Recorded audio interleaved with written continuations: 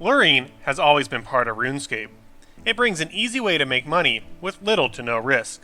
And lures can happen to anyone, not just new players. Countless veterans of the game with max stats have fallen victim to lures, so it's important to always stay vigilant of lures. This video is going to show you some of the more common lures that players run into. I do want to note that this video is not to show you how to lure, but instead to help educate you on the types of lures that exist.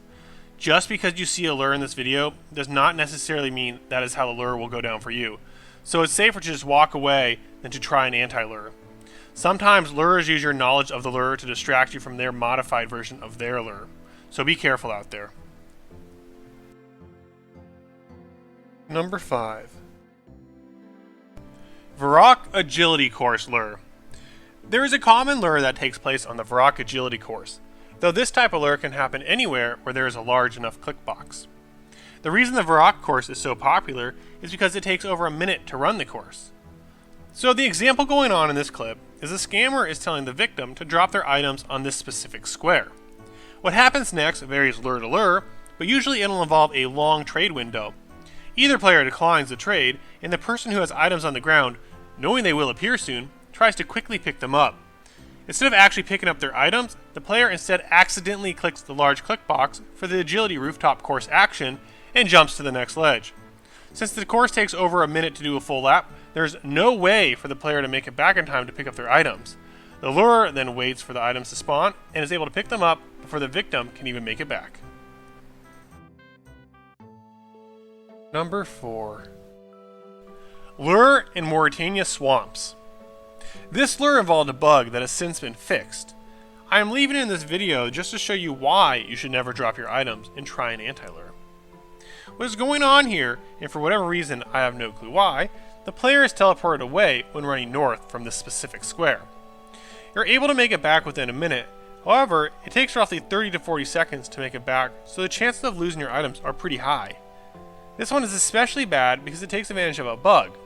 There is no way any normal player would ever expect to be teleported by stepping away or walking on a normal square. This is another reason why you should never drop your items. If you're enjoying this video so far, I would really appreciate it if you could leave a like and subscribe to my channel. I'm working towards 1,000 subscribers this year and hope to be able to reach that goal soon. Number 3. Wilderness Crabs Teleport. A new teletab came into the game on September 19th, 2019. This teletab is called the Wilderness Crabs Teleport, and once broken, will teleport the player to level 33 Wilderness by the Dark Crabs fishing spot. I honestly have no idea how people are falling for this lure, mainly because the word wilderness is in the name of the tab, but people are falling for it. And we know this because if it was not successful, then there wouldn't be lures attempting it. The lure here is that a player will ask you to tele-other them to a location, and they need your help to get them there. This may be because they don't have the magic level, or they're on a different spell book, but they need your help to tele-other them there.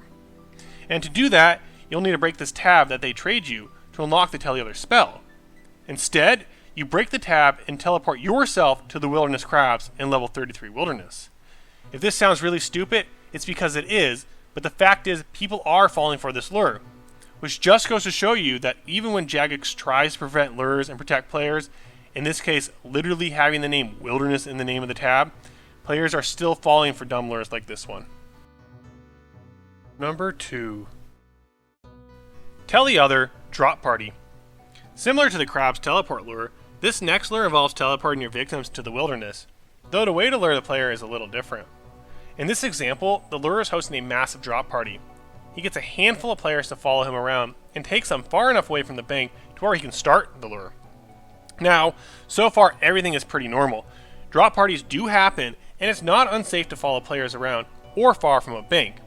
But the reason the lure is taking players from the bank is because he does not want them to bank their items, because soon he's going to tell the group that he's going to teleport them to the party room and start the drop party. Because the players getting lured want to be part of the drop party right away, and because they are receiving a free teleport to the party room, they listen to the lure and they turn Accept 8 on. The lure then casts Telegroup to Ice Plateau, which is located in level 53 Wilderness. Now I know what you're thinking. Ice Plateau is not the same as the Falador party room. And sure, some players know the ice plateau is located in the wilderness, but the thing is, the lure gets 10 to 20 players following them, and he only needs a few of those players to accept this teleport so his team can BK the victims when they arrive. And sure, these victims may have fallen for a stupid trap, but it's also possible they spaced out and fell for an easy bait and potentially lose out a big amount of their banks. The lures like to do this one near banks, especially at the Grand Exchange, where a lot of players have their cash stack out, or best armor out from PVMing, or even a large amount of noted items for alking. The fact is, if the lure baits just 1 or 2 players for a few million, they are successful. Number 1. Ikov Cellar. Here's a lure where there are 2 instances of the same room, and that room is the cellar in the Temple of Ikov dungeon, also known as the location for picking up the Boots of Lightness. One of the instances of the room is when you have a light source, and the other instance is when you do not have a light source. If you drop items in the light source room, and then leave that room, extinguish your light source, and then go back to the room, the items on the ground will not be there because you're not in the same room as before. Your items are still on the ground, they're just in the light room. The lure that occurs here is the lure asks you to drop your items in the light instance room, and then come back upstairs to trade for cash. Usually they will give you a candle and tinderbox. They will then ask you to trade over the tinderbox and to extinguish your light, or some variant of this. At this point, you're already out of your items, but the lures continue to play along. They say to pick up the items and trade again, but you're unable to get back to the room with the items because you no longer have a light source, and you no longer have a way to make a light source in time to pick up your items. When I first got into old school, this was the first lure attempted on me. Fortunately, I had watched a different video where players dropped a bunch of cats to lure, and that was the lure I thought was going on. By dumb luck, I didn't get lured, but I easily could have because I did not know this dungeon was different based on the light source. This is just one example where a room could change based on an item in your inventory. I do not know if there are any other areas of the game like this, but I bet there are at least a few other areas with a similar design. Bonus. Ikov Temple Bridge Lure. The last lure in this video also takes place in the Temple of Ikov dungeon. Though it's not nearly as common anymore, it still pops up. The lure asks you to drop your items and cross the bridge. In order to cross the bridge, you need to have a negative weight bonus on. If you do not have negative weight, you will fall off the bridge and have to run back. The lure here is to drop your items, cross the bridge, trade the player on the other side, and cross back, or some variant of this. Players, not knowing they need to have negative weight, fall off the bridge. Even players who do know they need negative weight can be tricked when the lure throws a gnome ball at them to add weight. Because weight has to be on for this lure, it's harder to bait the victim, though still a simple lure players fall for.